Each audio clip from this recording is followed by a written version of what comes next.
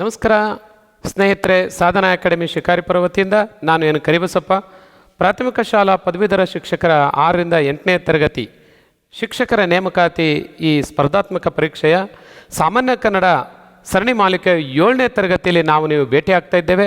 ನಿಮಗೆಲ್ಲರಿಗೂ ಆತ್ಮೀಯವಾದಂಥ ಸ್ವಾಗತವನ್ನು ಬಯಸ್ತಾ ನಾನು ಈ ಮುಂದಿನ ವಿಷಯ ಏನು ಸಾಮಾನ್ಯ ಕನ್ನಡ ಮತ್ತು ಕನ್ನಡ ಭಾಷಾ ಸಾಮರ್ಥ್ಯಕ್ಕೆ ಸಂಬಂಧಪಟ್ಟಂಗೆ ಭಾಳ ವಿಶೇಷವಾದಂಥ ನಿಮ್ಮ ಬೆಂಬಲ ಮತ್ತು ನಿಮ್ಮ ಏನು ಕಾಮೆಂಟ್ ಇದೆ ಮತ್ತು ಕೋರಿಕೆಗಳಿದ್ದಾವೆ, ಅದರ ಆಧಾರದ ಮೇಲೆ ನಾವು 7ನೇ ತರಗತಿಯನ್ನು ನಿಮಗೆ ಪ್ರಸ್ತುತಪಡಿಸ್ತಾ ಇದ್ದೇವೆ. ಈ ತರಗತಿಯಲ್ಲಿ ನಾವು ಚಿತ್ರ ವಿವರಣೆ, ಬಹಳ ಜನ ಕೇಳ್ತಾ ಇದ್ರಿ, ಒಂದು ಚಿತ್ರ ಕೊಟ್ಟರೆ ಅದು ಹೇಗೆ ವಿವರಿಸಬೇಕು ಮತ್ತು ಟಿಪ್ಪಣಿಯನ್ನು ಹೇಗೆ ಬರಿಬೇಕು. ಟಿಪ್ಪಣಿ ಅಂದರೆ ಒಂದು ರೀತಿ ಚಿಕ್ಕದಾದಂಥ ಒಂದು ಪ್ರಬಂಧ, ಅದು ಹೇಗೆ ಬರಿಬೇಕು. ಒಂದು ಯಾವುದಾದ್ರೂ ಒಂದು ಪ್ರಸಿದ್ಧ ಹೇಳಿಕೆಯನ್ನು ಕೊಟ್ಟರೆ ಆ ಹೇಳಿಕೆಯನ್ನು ಕುರಿತು ಹೇಗೆ ವಿವರಿಸಬೇಕು ಮತ್ತು ಒಂದು ಪದ್ಯ ಕೊಟ್ಟರೆ ಹೇಗೆ ಸಾರಾಂಶ ಬರಿಬೇಕು. ಇಷ್ಟು ವಿಷಯಗಳನ್ನು ಒಂದು ರಚನಾತ್ಮಕ ಕೌಶಲ್ಯಕ್ಕೆ ಸಂಬಂಧಪಟ್ಟಿರುವಂತೆ, ರಚನಾ ಕೌಶಲ್ಯಕ್ಕೆ, ಭಾಷಾ ರಚನಾ ಕೌಶಲ್ಯಕ್ಕೆ ಸಂಬಂಧಪಟ್ಟಿರುವಂತೆ ಸುಮಾರು 1, 2, 3, 4 ಮುಖ್ಯವಾಗಿರುವಂಥ ಪ್ರಶ್ನೆಗಳು. ಅಂದರೆ ಒಂದೊಂದು ಪ್ರಶ್ನೆಯೂ ಸಹಿತ 5 ಅಂಕಗಳು, ಅಲ್ಲಿಗೆ 4 ಪ್ರಶ್ನೆಗಳು, ಅಲ್ಲಿಗೆ 5, 4, 20 ಅಂಕಗಳಿಗೆ ಸಂಬಂಧಪಟ್ಟಿರುವಂಥ ಒಂದು ವಿಶೇಷವಾದಂಥ ಒಂದು ತರಗತಿ. ಈ ತರಗತಿಗೆ ತಮಗೆಲ್ಲ ಸ್ವಾಗತವನ್ನು ಬಯಸ್ತಾ ನಾನು ಈ ತರಗತಿಯನ್ನು ಮುಂದುವರಿಸ್ತಾ ಇದ್ದೇನೆ. ಸ್ನೇಹಿತರೆ, ನಿಮಗೆಲ್ಲ ಗೊತ್ತಿರುವಂತೆ ಈ ಏನು ಕಳೆದ ಪರೀಕ್ಷೆಯಲ್ಲೂ ಸಹಿತ ಈ ಪರೀಕ್ಷೆಯಲ್ಲೂ ಸಹಿತ ಏನು ಕೇಳ್ತಾರೆ ಅಂದರೆ ಒಂದು ಚಿತ್ರವನ್ನು ಕೊಟ್ಟು ಬಿಡ್ತಾರೆ. ಭಾಳ ವಿಶೇಷವಾದಂಥ ಅರ್ಥ ಇರುವಂಥ, ಭಾಳ ಒಳ್ಳೆಯ ಸಂದೇಶ ಕೊಡುವಂಥ ಒಂದು ಚಿತ್ರ ಇರುತ್ತೆ. ಆ ಚಿತ್ರ ವಿವರಣೆಯನ್ನು ಬರೆಯುವಂಥ ಪ್ರಶ್ನೆ ಇದು. ಇದು ಒಂದು ಚಿತ್ರ ಏನು ಹೇಳುತ್ತೆ ಅನ್ನೋದನ್ನು ಗಮನಿಸಬೇಕಾಗುತ್ತೆ. ಹೇಗೆ ಇದನ್ನು ನೋಡಬೇಕು ಅನ್ನೋದು ಬಹಳ ಮುಖ್ಯ. ಒಂದು ಪ್ರಶ್ನೆ ಪತ್ರಿಕೆಯಲ್ಲಿ ನೀಡಿದ ಚಿತ್ರವನ್ನು ಬಹಳ ಮುಖ್ಯವಾಗಿ ಕೂಲಂಕಷವಾಗಿ ಸವಿವರವಾಗಿ ಗಮನಿಸಬೇಕು. ಏನು ಚಿತ್ರ ಅದು ಅಂತ ನೋಡಬೇಕು ಬಹಳ ಮುಖ್ಯವಾಗಿ. ಈ ಥರದ್ದು ನಿಮಗೆ ಈಗಾಗಲೇ SSLC PUC ಈ ಥರದ ಪರೀಕ್ಷೆಗಳಲ್ಲೂ ಸಹಿತ ನೀವು ಈ ಥರ ಒಂದು ವಿವರಣೆಯನ್ನು ಗಮನಿಸಿರ್ತೀರಿ. ಅಂದರೆ ಚಿತ್ರದಲ್ಲಿರುವಂಥ ಪ್ರತಿಯೊಂದು ಅಂಶ, ಏನೇನು ಅಂಶಗಳಿದ್ದಾವೆ ಅದೆಲ್ಲವನ್ನು ಗುರುತಿಸ್ಕೋಬೇಕು ಬಹಳ ಮುಖ್ಯವಾಗಿ. ಬಹಳ ಕ್ಲೀನಾಗಿ ಅಬ್ಸರ್ವ್ ಮಾಡಬೇಕು. ಅದ್ರ ಏನು ಇಂಪಾರ್ಟೆಂಟ್ ಅಂಶಗಳಿದ್ದಾವೆ ಅನ್ನೋದನ್ನು ಪಾಯಿಂಟ್ಔಟ್ ಮಾಡ್ಕೋಬೇಕು ಬಹಳ ಮುಖ್ಯವಾಗಿ. ಮತ್ತು ಪ್ರತಿಯೊಂದು ಅಂಶವೂ ಸಹಿತ ಏನು ಅಂಶಗಳಿದ್ದಾವೆ ಆ ಪಾಯಿಂಟ್ಔಟ್ ಮಾಡ್ಕೊಂಡ ನಂತರ ಅವುಗಳ ಮಧ್ಯೆ ಇರುವಂಥ ಸಹ ಸಂಬಂಧಗಳು ಏನು ಅಂತ ಕಲ್ಪಿಸ್ಕೋಬೇಕು. ನಾವು ಆ ಚಿತ್ರದಲ್ಲಿ ಇರುವಂಥ ಅಂಶಗಳು, ಚಿತ್ರಗಳಲ್ಲಿರುವಂಥ ಬಹಳ ಮುಖ್ಯವಾದಂಥ ಅಂಶಗಳನ್ನು ಗುರುತಿಸಿ ಆ ಪ್ರತಿ ಅಂಶಗಳ ನಡುವೆ ಇರುವಂಥ ಸಹ ಸಂಬಂಧ ಏನು ಅನ್ನೋದನ್ನು ಕಲ್ಪಿಸ್ಕೋಬೇಕು ನಾವು ಬಹಳ ಮುಖ್ಯವಾಗಿ. ಮತ್ತು ಚಿತ್ರ ನೀಡ್ತಾ ಇರುವಂಥ ಸಂದೇಶ ಏನು ಅನ್ನೋದನ್ನು ಊಹಿಸಬೇಕು. ಏನು ಸಂದೇಶ ನೀಡ್ತಾ ಇದೆ ಇದು? ಪ್ರೆಸೆಂಟಿಗೆ ಸಂಬಂಧಪಟ್ಟಂಗೆ ಸಾಮಾನ್ಯವಾಗಿ ಇರುತ್ತೆ ಆ ಥರ ಪ್ರಶ್ನೆ. ಏನು ಪ್ರಸ್ತುತಕ್ಕೆ ಸಂಬಂಧಪಟ್ಟಿರುವಂಥ ಘಟನಾವಳಿಗಳಿಗೆ ಅಥವಾ ವಿಷಯಗಳಿಗೆ ಸಂಬಂಧಪಟ್ಟಿರುವಂಥ ಒಂದು ಚಿತ್ರ ಇರುತ್ತೆ. ಆ ಚಿತ್ರ ಏನು ಸಂದೇಶವನ್ನು ಕೊಡ್ತಾ ಇದೆ ಅನ್ನೋದನ್ನು ಗಮನಿಸಬೇಕು ಬಹಳ ಮುಖ್ಯವಾಗಿ, ಮತ್ತು ಅದನ್ನು ಊಹಿಸಬೇಕು. ಅಷ್ಟು ಆದ ನಂತರ ನಾವು ಉತ್ತರಿಸಲು ಪ್ರಾರಂಭಿಸಬೇಕು. ನೋಡಿ, ಇನ್ನೊಂದು ಸರಿ ಗಮನಿಸಿರಿ, ಒಂದು ಕ್ವಶನ್ ಪೇಪರ್ನಲ್ಲಿ ಚಿತ್ರ ಕೊಟ್ಟ ತಕ್ಷಣ ಚಿತ್ರವನ್ನು ನಾವು ಕೂಲಂಕಷವಾಗಿ ಗಮನಿಸಬೇಕು. ಏನಿದು ಚಿತ್ರ ಅಂತ, ಚಿತ್ರದಲ್ಲಿ ಏನೇನಿದೆ ಅನ್ನೋದನ್ನು ನೋಡಬೇಕು. ನೋಡಿ ಆದ ನಂತರ ಪ್ರತಿ ಅಂಶಗಳಿಗೂ ಇರುವಂಥ ಸಹ ಸಂಬಂಧ ಏನು ಅನ್ನೋದನ್ನು ಗುರುತಿಸ್ಕೋಬೇಕು. ಮತ್ತು ಆ ಚಿತ್ರ ಏನನ್ನ ಇದು ಸಂದೇಶವನ್ನು ನೀಡ್ತಾ ಇದೆ ಅನ್ನೋದನ್ನು ನಾವು ಊಹಿಸ್ಕೋಬೇಕು. ಏನು ಸಂದೇಶ ನೀಡ್ತಾ ಇದೆ, ಏನು ಆದರ್ಶ ಇದೆ ಇದರಲ್ಲಿ ಅನ್ನೋದನ್ನು ನಾವು ಊಹಿಸ್ಕೋಬೇಕು. ಆನಂತರ ಉತ್ತರ ಬರೆಯೋದಕ್ಕೆ ಪ್ರಾರಂಭಿಸಬೇಕು. ಇದು ಬಹಳ ಮುಖ್ಯವಾದಂಥ ಒಂದು ಹಂತಗಳು. ನೆಕ್ಸ್ಟ್ ನೋಡೋಣ, ಈ ಚಿತ್ರ ವಿವರಣೆ ಉತ್ತರಿಸುವಂಥ ಕ್ರಮ ಹೇಗೆ ಉತ್ತರಿಸಬೇಕು. ಚಿತ್ರ ನೋಡೋದಾಯಿತು, ತಯಾರಿ ಆಗೋದಾಯಿತು, ನಾವು ಹೇಗೆ ಅದನ್ನು ಎಕ್ಸ್ಪ್ರೆಸ್ ಮಾಡಬೇಕು, ಉತ್ತರ ಬರೆಯೋದು ಹೇಗೆ ಅಂತ ನೋಡಿ. ಉತ್ತರ ಬರೆಯೋದಕ್ಕೆ ಬಹಳ ಮುಖ್ಯವಾಗಿ ಒಂದು 4 ಹಂತಗಳನ್ನು ನಾವು ಅನುಸರಿಸಬೇಕಾಗತ್ತೆ.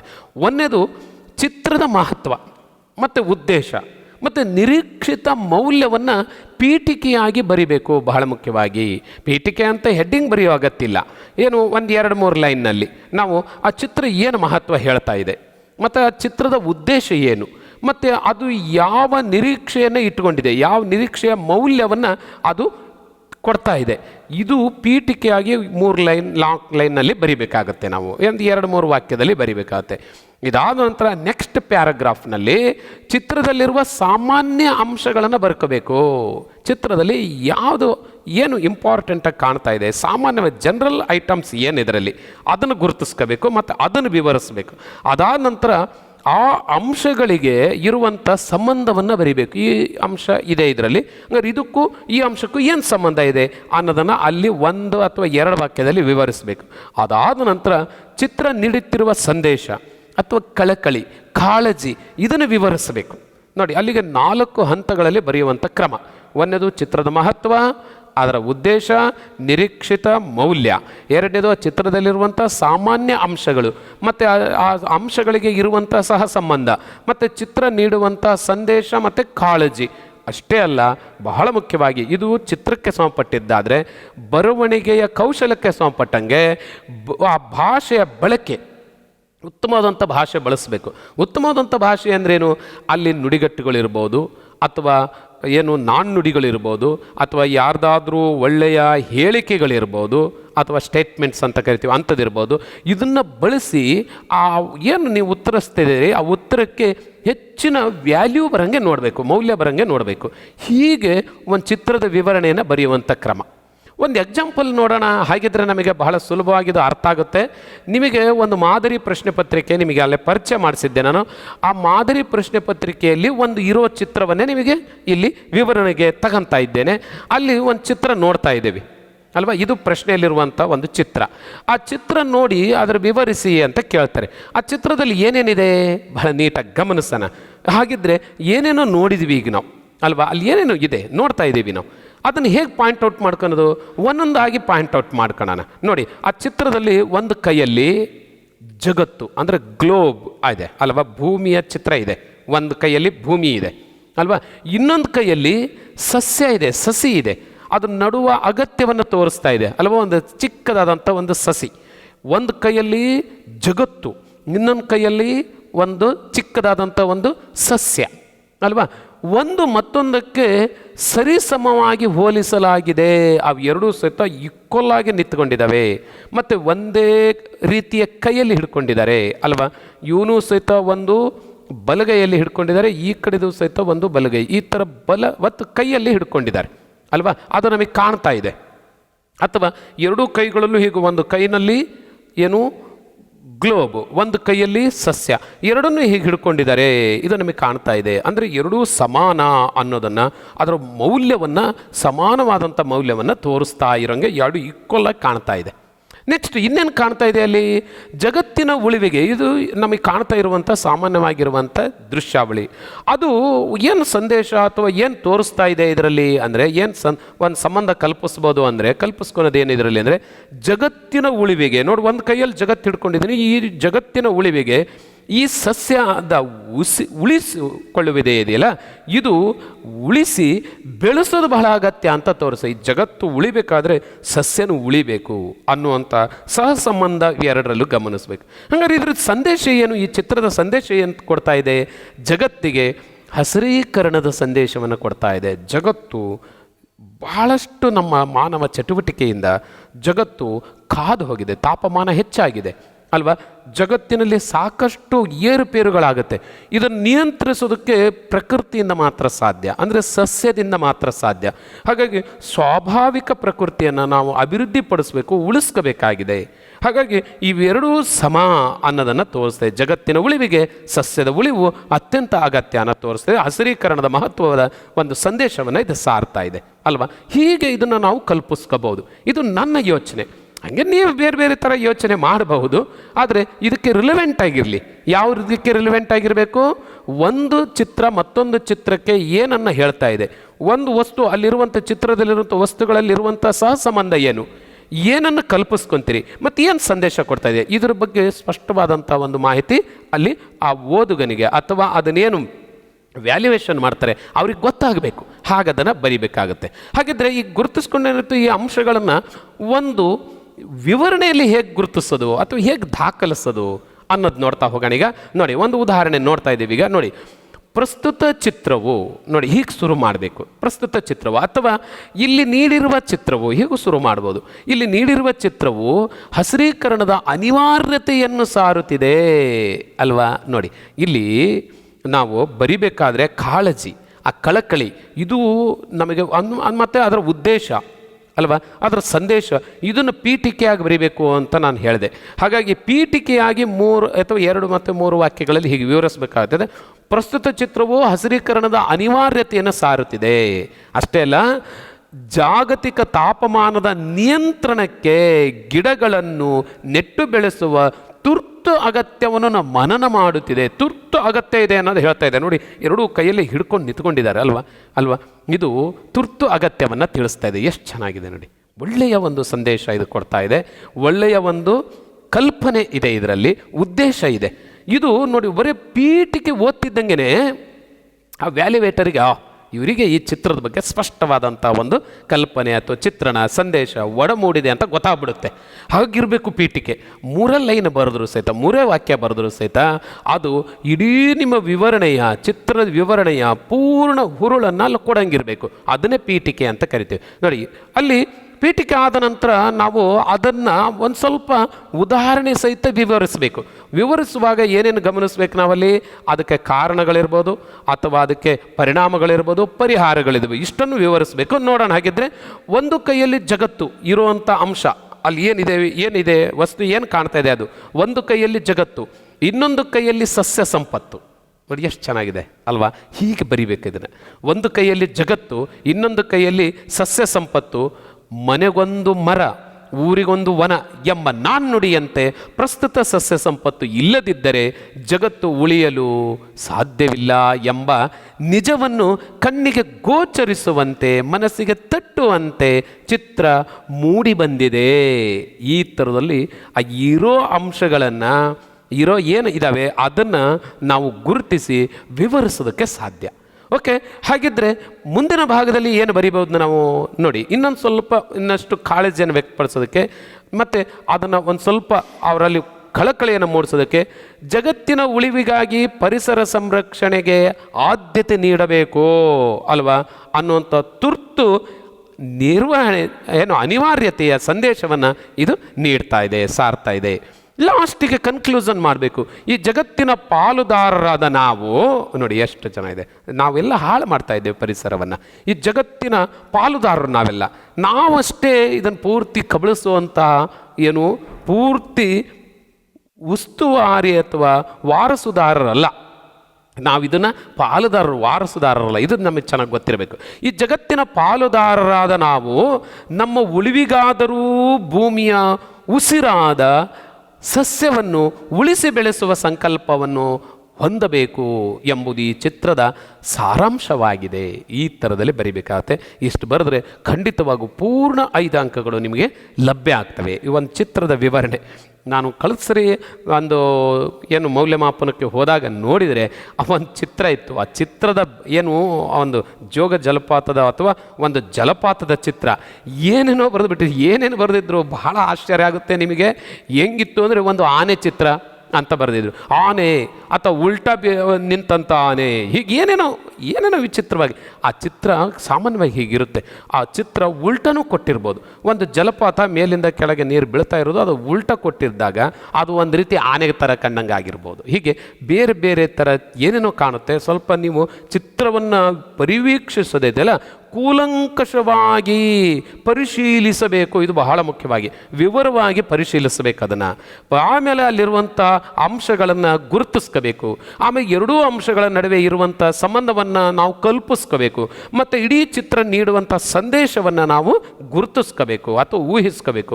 ಇಷ್ಟನ್ನು ಹೇಗೆ ಗುರುತಿಸ್ಕೊಂಡು ಅದನ್ನು ನಾವು ಬಹಳ ವಿಶೇಷವಾದಂಥ ಭಾಷಾ ಪ್ರೌಢಿಮೆಯನ್ನು ವ್ಯಕ್ತಪಡಿಸುವಂತೆ ನೀಟಾಗಿ ಚೆಂದಾಗಿ ಒಳ್ಳೆಯ ಅಕ್ಷರಗಳಲ್ಲಿ ಶುದ್ಧವಾದಂಥ ಬರವಣಿಗೆಯಲ್ಲಿ ಬರೆದ್ರೆ 5ಕ್ಕೆ 5 ಅಂಕವನ್ನು ಖಂಡಿತ ತಗೋಬೋದು.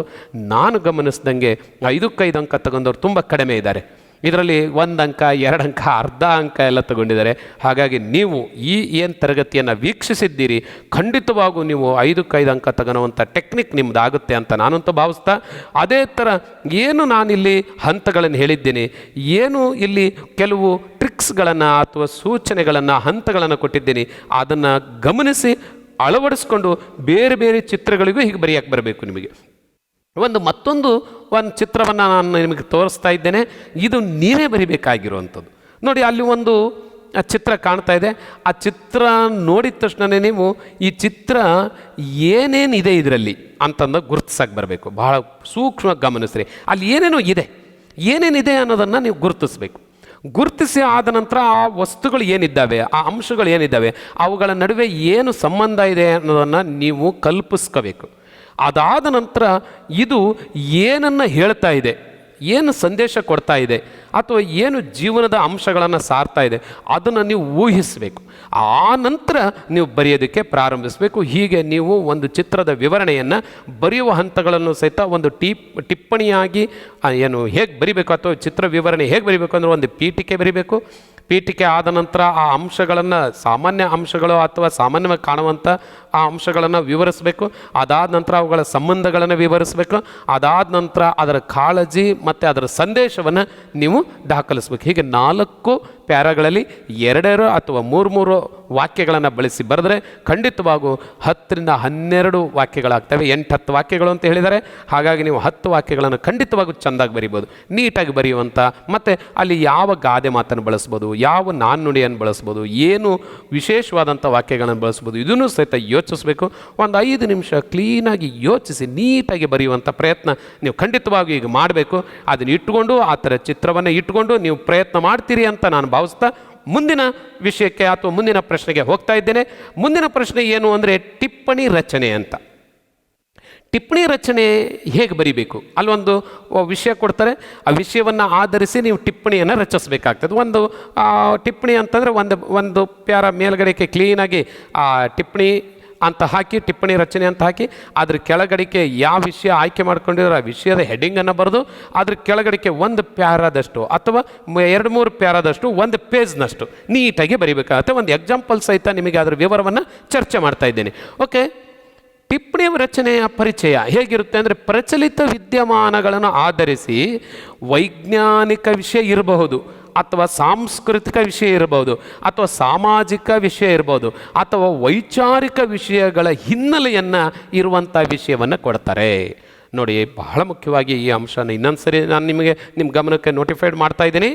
ನೋಡಿ, ಪ್ರಚಲಿತವಾಗಿದೆ, ಪ್ರೆಸೆಂಟ್ ಅಲ್ವಾ, ಅವೇರ್ನೆಸ್ ಬಗ್ಗೆ ಅಲ್ವಾ, ಹಾಗೆ ಪ್ರಚಲಿತ ವಿಷಯಗಳ ಬಗ್ಗೆ, ಕರೆಂಟ್ ಅಫೇರ್ಸ್ ಬಗ್ಗೆ ಇರುವಂಥ ನಮ್ಮ ಸುತ್ತಮುತ್ತ ನಡೆಯುವಂಥ ಘಟನೆಗಳನ್ನೇ ಆಧರಿಸಿ ಈ ಟಿಪ್ಪಣಿಯ ಟೈಟ್ಲನ್ನು ಕೊಡ್ತಾರೆ.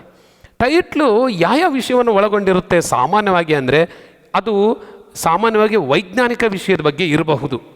ವಿಜ್ಞಾನಕ್ಕೆ ಸಂಬಂಧಪಟ್ಟಿರುವಂಥ ಜಗತ್ತಿನ ವಿಷಯಗಳಿಗೆ ಸಂಬಂಧಪಟ್ಟಂಗಿರ್ಬೋದು, ಅಥವಾ ಸಾಂಸ್ಕೃತಿಕ ವಿಷಯಗಳಿಗೆ ಸಂಬಂಧಪಟ್ಟಂಗಿರ್ಬೋದು, ಅಥವಾ ಸಾಮಾಜಿಕ ವಿಷಯಗಳಿಗೆ ಸಂಬಂಧಪಟ್ಟಂಗೆ ಆಗಿರ್ಬೋದು, ಅಥವಾ ವೈಚಾರಿಕ ವಿಷಯಗಳಿಗೆ ಸಂಬಂಧಪಟ್ಟಂಗೆ ಆಗಿರ್ಬೋದು. ಅದು ಆ ಟೈಟ್ಲು ನೋಡ್ತಿದ್ದಂಗೆ ಯಾವ ವಿಷಯದ ಮೇಲೆ ಈ ಪ್ರಶ್ನೆ ಕೇಳಿದ್ದಾರೆ ಅನ್ನೋದು ನಿಮಗೆ ಸ್ವಲ್ಪ ಯೋಚಿಸಿ ಅದನ್ನು ಪಾಯಿಂಟ್ ಔಟ್ ಮಾಡ್ಕೋಬೇಕು. ನೆಕ್ಸ್ಟ್ ಅದೇನು ನೋಡಬೇಕು ನೆಕ್ಸ್ಟ್ ಅಂದರೆ, ನೀಡಿದ ವಿಷಯ ಯಾವ ಹಿನ್ನೆಲೆಯಿಂದ ಮೂಡಿದೆ ಎಂಬುದನ್ನು ಗಮನಿಸಬೇಕು. ಈ ಥರದಲ್ಲಿ ಗಮನಿಸಬೇಕು, ಈ ಥರ ಹಿನ್ನೆಲೆ ಇರುತ್ತೆ ಇದಕ್ಕೆ ಅಂತ. ಅದಾದ ನಂತರ ವಿಷಯವನ್ನು ಆಧರಿಸಿ ಅದರ ಅರ್ಥ, ಅದರ ಮಹತ್ವ, ಅದಕ್ಕೆ ಕಾರಣ ಮತ್ತು ಅದಕ್ಕೆ ಪರಿಣಾಮ ಮತ್ತು ಪರಿಹಾರ, ಬಹಳ ಇಂಪಾರ್ಟೆಂಟಾಗಿ ಅಲ್ವಾ, ಪರಿಹಾರಾತ್ಮಕ ಸಲಹೆ, ಈ ಅಂಶಗಳನ್ನು ಕ್ರೋಢೀಕರಿಸಿ ಬರೆದ್ರೆ ಅದೇ ಒಂದು ಟಿಪ್ಪಣಿ ಆಗುತ್ತೆ. ಇನ್ನೊಂದು ಸರಿ ಗಮನಿಸ್ರಿ, ಟಿಪ್ಪಣಿ ಅಂದರೆ ಹೇಗಿರಬೇಕು ಅಂದರೆ, ಒಂದು ವಿಷಯ ಕೊಟ್ಬಿಡ್ತಾರೆ, ಆ ವಿಷಯದ ಅರ್ಥ ಏನು ಮತ್ತು ಅದರ ಮಹತ್ವ ಏನು ಮತ್ತು ಆ ವಿಷಯದ ಮೇಲೆ ಏನು ಕಾರಣಗಳು ಮತ್ತು ಅದಕ್ಕೆ ಏನು ಪರಿಣಾಮಗಳು ಮತ್ತು ಅದಕ್ಕೆ ಪರಿಹಾರಾತ್ಮಕ ಸಲಹೆಗಳು ಏನು ಅನ್ನೋದನ್ನು ಯೋಚಿಸಿ ಅದನ್ನೇ ದಾಖಲಿಸಿಬಿಟ್ರೆ 3-4 ಪ್ಯಾರಾಗಳಲ್ಲಿ ಅದೇ ಒಂದು ಟಿಪ್ಪಣಿ ಆಗುತ್ತೆ. ಒಂದು ರೀತಿ ನೆನಪು ಮಾಡ್ಕೊಳ್ಳಿ, ಟಿಪ್ಪಣಿ ಅಂದರೆ ಒಂದು ಚಿಕ್ಕದಾದಂಥ ಪ್ರಬಂಧ ಅಂದ್ಕೊಳ್ಳಿ. ಪ್ರಬಂಧ ಬರೆಯೋದು ಹೀಗೆ ಬರಿತೀವಿ, ಒಂದು ಪೀಠಿಕೆ ಬರಿತೀವಿ, ಅದಾದ ನಂತರ ವಿಷಯದ ವಿವರಣೆಯಲ್ಲಿ 2-3 ಪ್ಯಾರ ಬಳಸ್ತೀವಿ. ಅಲ್ಲಿ ಏನೇನಿರುತ್ತೆ ಅದಕ್ಕೆ ಕಾರಣಗಳನ್ನು ಬರಿತೀವಿ, ಅದಕ್ಕೆ ಪರಿಹಾರಗಳನ್ನು ಬರಿತೀವಿ ಅಲ್ವಾ, ಅಥವಾ ಪರಿಣಾಮಗಳನ್ನು ಬರಿತೀವಿ, ಸಲಹೆಗಳನ್ನು ಬರಿತೀವಿ. ಅದಾದ ನಂತರ ಒಂದು ಸಮಾರೋಪ ಏನು ಬರಿತೀವಿ, ಅದರ ಎಂಡಿಂಗ್ ಮಾಡುವಂಥದ್ದು. ಆ ಸಮಾರೋಪದಲ್ಲಿ ಇಡೀ ಟಿಪ್ಪಣಿ ಅಥವಾ ವಿಷಯದ ವಿವರಣೆಯನ್ನು ಬರಿತೀವಿ. ಆದರೆ ನಾವಿಲ್ಲಿ ಟೈಟ್ಲು ಮಾಡೋ ಅಗತ್ಯ ಇಲ್ಲ. ಟಿಪ್ಪಣಿ ಬರೆಯುವಾಗ ಟೈಟ್ಲು ಮಾಡೋ ಅಗತ್ಯ ಇಲ್ಲ. ಪೀಠಿಕೆ, ವಿಷಯದ ವಿವರಣೆ ಮತ್ತು ಸಮಾರೋಪ ಅಂತಂದು ಬರೆಯುವ ಅಗತ್ಯ ಇಲ್ಲ. ಅದ್ರ ಬದಲು ನಾವು ಟಿಪ್ಪಣಿ ಹಾಗೆ ಬರೆಯುವಂಥದ್ದು, ಬಟ್ ಅದು ಹಿನ್ನೆಲೆ ಇರಬೇಕು, ಅದು ಇಂಪಾರ್ಟೆಂಟ್, ಅದನ್ನು ಗಮನಿಸ್ರಿ. ಓಕೆ, ಟಿಪ್ಪಣಿ ಬರೆಯುವ ಕ್ರಮದಲ್ಲಿ ನೀಡಿದ ವಿಷಯಕ್ಕೆ ಸೂಕ್ತ ಪೀಠಿಕೆ ಅಂದರೆ ಪ್ರಾರಂಭ ಬರಿಬೇಕು. ಪೀಠಿಕೆ ಇರಬೇಕು ಅಥವಾ ಪ್ರಾರಂಭ. ಆಮೇಲೆ ವಿಷಯದ ವಿವರಣೆಯನ್ನು ಪ್ರಾರಂಭಿಸಿ ಕಾರಣಗಳನ್ನು ಪರಿಣಾಮಗಳನ್ನು ಅಲ್ಲಿ ಪಟ್ಟಿ ಮಾಡಬೇಕು. ಅದಾದ ನಂತರ ವಿಷಯದ ಕಳಕಳಿ ವ್ಯಕ್ತಪಡಿಸುವ ಪರಿಹಾರೋಪಾಯಗಳ ಸಲಹೆಯನ್ನು ಬರಿಬೇಕು, ಪರಿಹಾರೋಪಾಯಗಳನ್ನು ವ್ಯಕ್ತಪಡಿಸಬೇಕು. ಅದಷ್ಟೇ ಅಲ್ಲ, ವಿಷಯದ ಬಗ್ಗೆ ಎಲ್ಲರ ಜವಾಬ್ದಾರಿಯನ್ನು ತಿಳಿಸಬೇಕು. ಅದು ಇಂಪಾರ್ಟೆಂಟು. ಈ ವಿಷಯದ ಬಗ್ಗೆ ಸಾಮಾನ್ಯ ಜನರ ಜವಾಬ್ದಾರಿ ಏನು ಅಂತ. ಹಾಗೆಯೇ ಉತ್ತಮ ಉಪಸಂಹಾರವನ್ನು ಬರಿಬೇಕು. ಮತ್ತು ಅಗತ್ಯ ಇರೋ ಕಡೆಗೆ ನುಡಿಗಟ್ಟುಗಳನ್ನು, ನಾಣ್ಣುಡಿಗಳನ್ನು, ಗಾದೆ ಮಾತುಗಳನ್ನು ಬಳಸಬೇಕು. ಆವಾಗ ಆ ಟಿಪ್ಪಣಿ ಹೆಚ್ಚು ಮೌಲ್ಯಯುತವಾಗಿರುತ್ತೆ. ಇದು ಬರೆಯುವಂಥ ಕ್ರಮ. ನೆಕ್ಸ್ಟು ಒಂದು ಎಕ್ಸಾಂಪಲ್ ನೋಡೋಣ. ಹಾಗಿದ್ದರೆ ಇಲ್ಲಿ ಎಕ್ಸಾಂಪಲಿಗೆ ಕೊಟ್ಟಿರುವಂಥ ಪ್ರಶ್ನೆಗಳಲ್ಲಿ ಟಿಪ್ಪಣಿಯ ವಿಷಯಗಳು ಹೀಗೆಲ್ಲ ಬರಬಹುದು. ಏನು? ಜಾಗತಿಕ ತಾಪಮಾನದ ಪರಿಣಾಮ, ಇದು ವೈಜ್ಞಾನಿಕ ಹಿನ್ನೆಲೆಯಲ್ಲಿರುವಂಥ ಒಂದು ವರ್ತಮಾನದ ಘಟನೆ. ಇದು ಬಿಟ್ಟು ಕೋವಿಡ್-19 ಪರಿಣಾಮಗಳು, ಇದು ಸಹಿತ ಒಂದು ವೈಜ್ಞಾನಿಕ ಹಿನ್ನೆಲೆ ಇರುವಂಥದ್ದು. ಹಾಗೆ ಸಾವಯವ ಕೃಷಿಗೆ ಸಂಬಂಧಪಟ್ಟಿದ್ದಿರ್ಬೋದು, ಕೃಷಿಯ ಕ್ಷೇತ್ರಕ್ಕೆ ಸಂಬಂಧಪಟ್ಟಿರುವಂಥದ್ದು. ಹಾಗೆ ಸಾವಯವ ಕೃಷಿ ಅಂತ ಇನ್ನೊಂದು ಹೊಸ ಶಿಕ್ಷಣ ನೀತಿ ಅನ್ನೋವಂಥ ವಿಷಯವನ್ನು ಕೊಟ್ಟು ಬಿಡ್ಬೋದು, ಇದ್ರ ಮೇಲೆ ಟಿಪ್ಪಣಿ ಬರೆಯಿರಿ ಅಂತ. ಅಥವಾ ಶಿಕ್ಷಣದಲ್ಲಿ ತಂತ್ರಜ್ಞಾನ ಅನ್ನೋವಂಥ ವಿಷಯನೂ ಕೊಡ್ಬೋದು. ನೋಡಿ, ಇದು ವಿಷಯದ ಹಿನ್ನೆಲೆ, ಟಿಪ್ಪಣಿಯ ವಿಷಯದ ಹಿನ್ನೆಲೆ, ಇದನ್ನು ಇಟ್ಕೊಂಡು ನಾವು ಟಿಪ್ಪಣಿಯನ್ನು ಬರಿಬೇಕಾಗುತ್ತೆ. ಹಾಗಿದ್ರೆ ಇದರಲ್ಲಿ ಯಾವುದು ಆಯ್ಕೆ ಮಾಡ್ಕೊಂಡಿದ್ದೀವಿ ಅಂತಂದರೆ, ನಮಗೆ ಈಗಾಗಲೇ ಪರೀಕ್ಷೆಯಲ್ಲಿ ಕೇಳಿರುವಂಥ ಒಂದು ಮಾದರಿ ಪ್ರಶ್ನೆ ಪತ್ರಿಕೆ ಏನಿತ್ತು ಅದನ್ನೇ ಆಧಾರವಾಗಿ ಇಟ್ಕೊಂಡು ಇಲ್ಲಿ ಒಂದು ಟಿಪ್ಪಣಿಯ ಮಾದರಿಯನ್ನು ನಿಮಗೆ ಕೊಡ್ತಾ ಇದ್ದೀನಿ. ಏನದು? ಜಾಗತಿಕ ತಾಪಮಾನದ ಪರಿಣಾಮ ಅಂತ ಹೇಳಿ ಟೈಟ್ಲ್ ಕೊಟ್ಟಿದ್ದಾರೆ.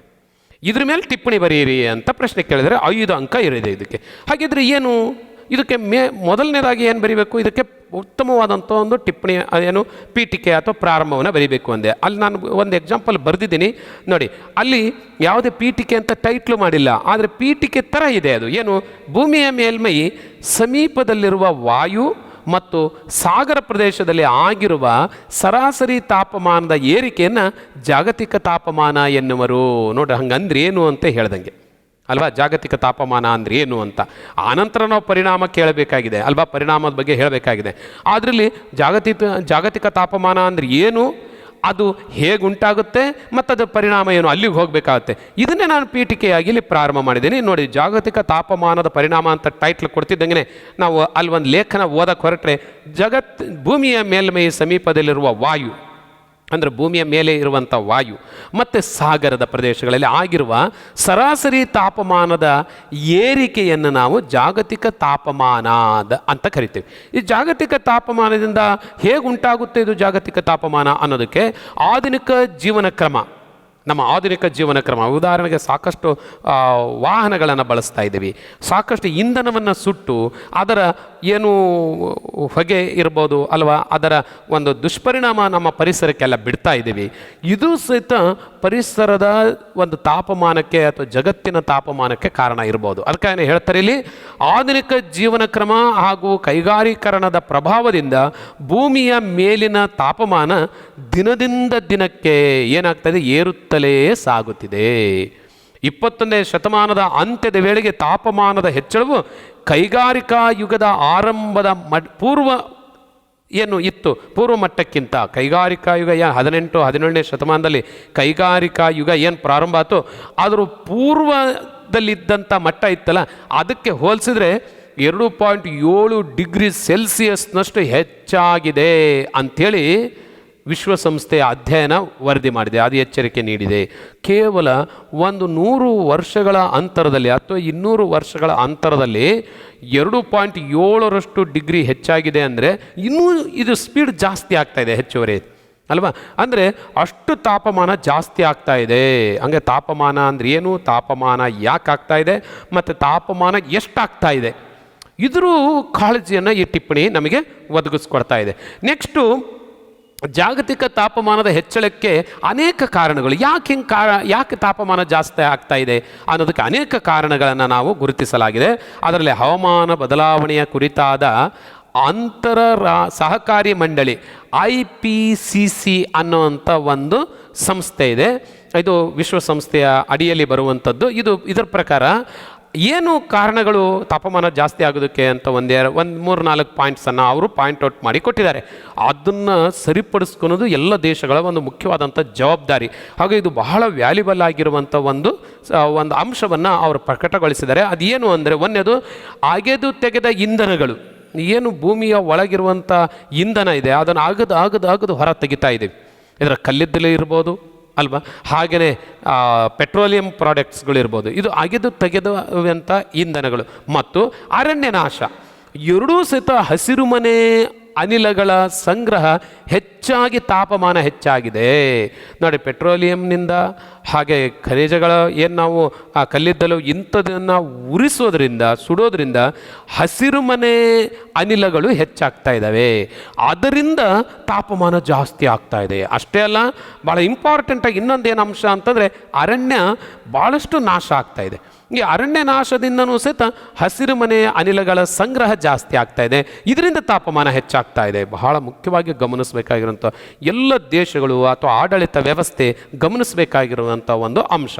ಇಷ್ಟೇ ಅಲ್ಲ, ಇನ್ನೊಂದೇನು ಅಂತಂದರೆ ಸೌರ ವಿಕಿರಣ ಏನು ವಿಕಿರಣಗಳು ಬರೋದು, ಸೂರ್ಯನಿಂದ ಬರುವಂಥ ವಿಕಿರಣಗಳ ಪ್ರಸರಣ ಮತ್ತು ಅಗ್ನಿಪರ್ವತದಂಥ ನೈಸರ್ಗಿಕ ವೈಪರೀತ್ಯನೂ ಸಹಿತ ಇದರ ಪರಿಣಾಮ ಆಗಿದೆ.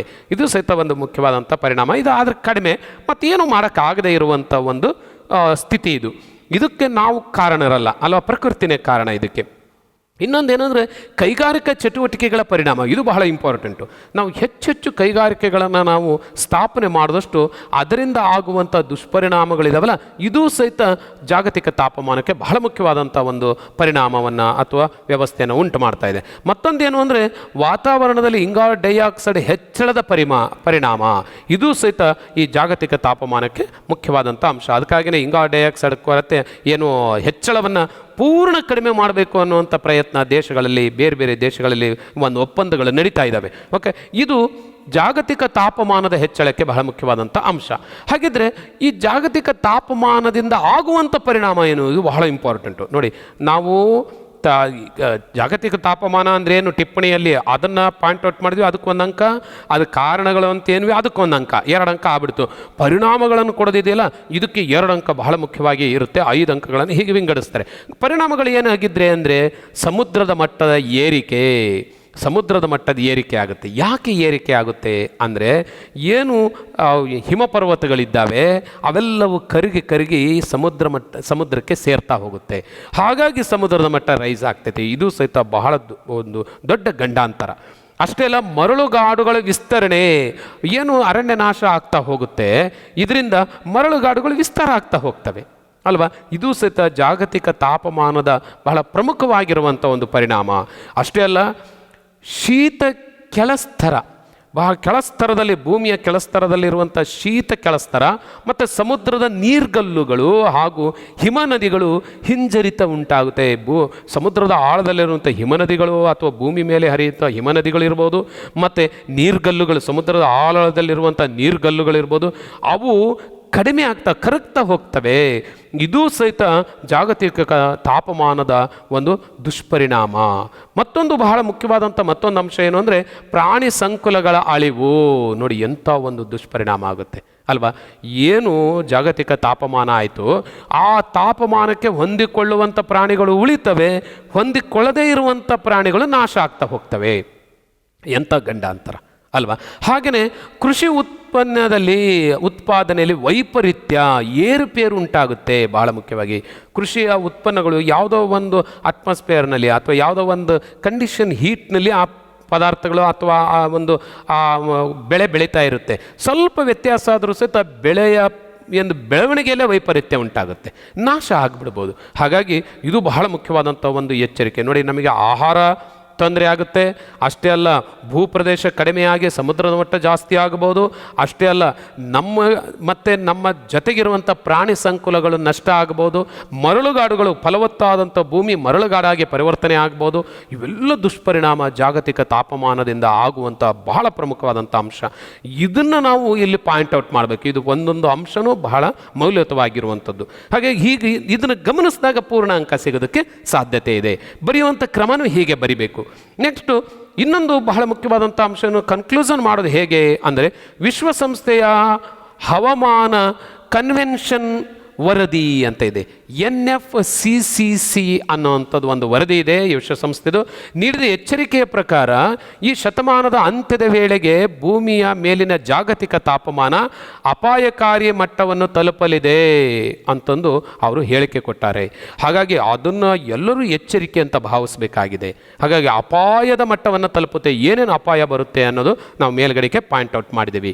ಓಕೆ, ನೆಕ್ಸ್ಟ್ ಪೂರ್ಣ ನಾವು ಕನ್ಕ್ಲೂಷನ್ ಮಾಡೋದು ಹೇಗೆ ಮುಂದುವರೆದು ಇದನ್ನೇ ಈ ವರದಿ ಇನ್ನೊಂದು ಸ್ವಲ್ಪ ನಮಗೆ ಕಾಳಜಿಯನ್ನು ವ್ಯಕ್ತಪಡಿಸುತ್ತೆ. ಏನು ಅಂದರೆ 2030 ವೇಳೆಗೆ ಭೂಮಿಯ ಮೇಲಿನ ವಾಯು ಮಾಲಿನ್ಯದ ಪ್ರಮಾಣವನ್ನು ಏನು ವಾಯು ಮಾಲಿನ್ಯ ನಾವು ಉಂಟು ಮಾಡ್ತಾ ಇದ್ದೇವೆ, ಏನು ವೆಹಿಕಲ್ಸ್ಗಳನ್ನು ಕೈಗಾರಿಕೆಗಳು ಇವೆಲ್ಲ ಬಳಸಿ ಇದರಿಂದ ಏನಾಗ್ತಾಯಿದೆ 40% ತಗ್ಗಿಸಬೇಕಾಗಿದೆ.